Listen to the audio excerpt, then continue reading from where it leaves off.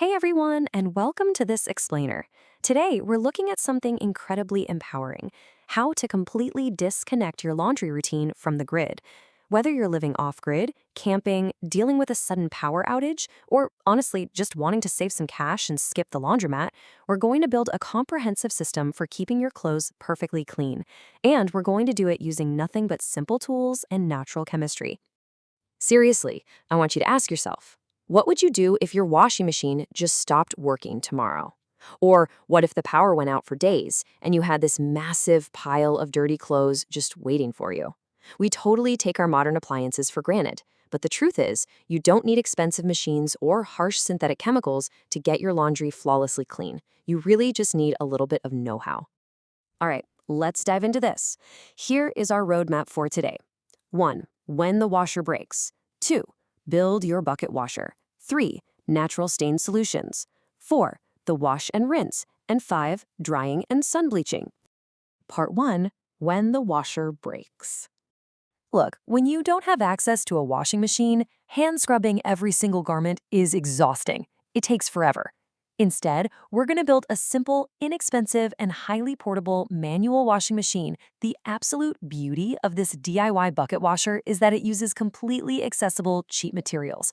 You're going to need 2 clean 5-gallon plastic buckets, 1 standard bucket lid, a power drill with a 1/2-inch bit, and a 2-inch hole saw, and a little bit of sandpaper. You'll also need a toilet plunger, which actually leads me to a point I really need to emphasize.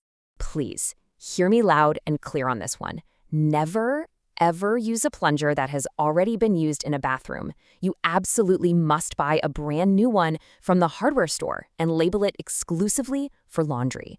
We're trying to clean our clothes here, not introduce entirely new biohazards, right? Part 2, build your bucket washer. Okay, so once you've got your incredibly clean plunger and your buckets, assembly literally takes just minutes. First, take one of the buckets. This is going to be your inner washing basket. Drill a series of 1/2-inch holes in the bottom and around the lower sides. Next, take your lid and drill a center hole large enough for the plunger handle to slide through smoothly. Then comes the clever part. Drill about 6 to 12 small holes right through the rubber cup of your plunger. This lets the water blast through the plunger as you push it up and down, which circulates the water directly through your clothing. Finally, and seriously, do not skip this, thoroughly sand every single hole you just drilled. If you leave sharp plastic edges, they are going to shred and completely damage your fabrics. Moving on to part 3, natural stain solutions. So our hardware is built. Now let's talk software, the chemistry. Before we mix anything, check out this insight from Arjet at Nature's Soul. It highlights that the single most underrated technique in laundry is immediate action with a cold water rinse. Flushing a fresh stain with cold water for just 30 seconds lifts a massive amount of material before you even need a treatment. And why cold? Well, applying heat, like using hot water or throwing a stained item in a dryer, will literally cook the stain, permanently setting it into the fabric fibers. Now, when cold water isn't quite enough, matching the natural cure to the stain's specific chemistry is your absolute secret weapon. It's like a puzzle. For oil and grease, use baking soda or cornstarch to physically absorb that grease. For protein stains like blood or egg, you want 3% hydrogen peroxide. It's an oxidizing agent that breaks apart color compounds, though a quick heads up, don't use it on silk or wool. For mineral deposits and underarm sweat, white vinegar is your best friend. And for pigments, like coffee or red wine, hit it with salt immediately to absorb the liquid, followed by lemon juice to bleach it out. Okay, we really need to debunk a massive internet myth right now. You've probably seen those videos of people mixing baking soda and vinegar together, making this super satisfying fizz to clean stains. Yeah, the chemistry actually isn't working for you there at all.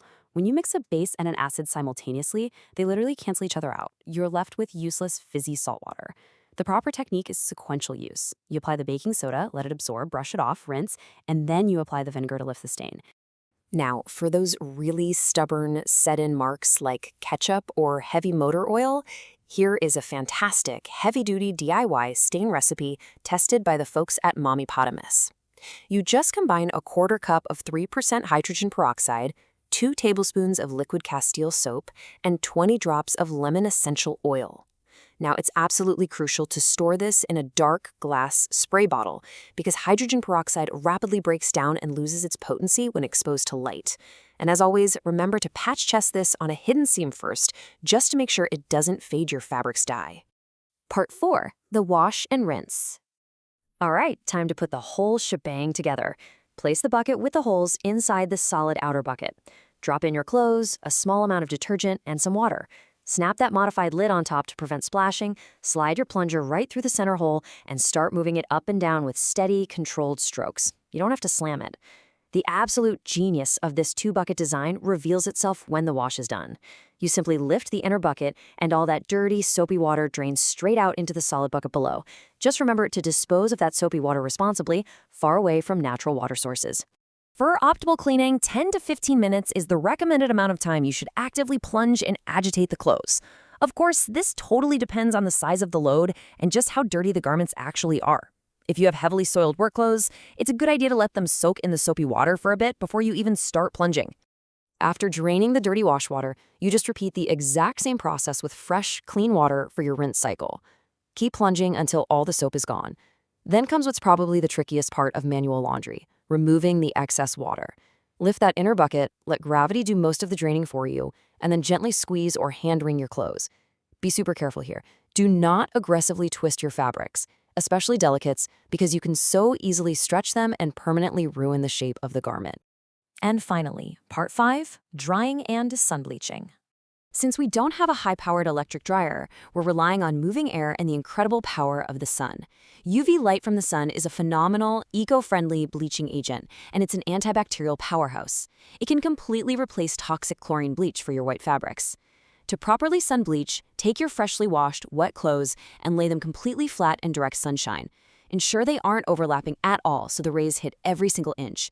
If you have a really stubborn stain on a white shirt, you can spray it with a mixture of lemon juice and water. The lemon reacts with the sun's UV rays to provide this incredible whitening boost. But here is the catch. Timing is everything. 2 to 3 hours is generally the absolute maximum amount of time you want to leave your clothing baking in the direct sun.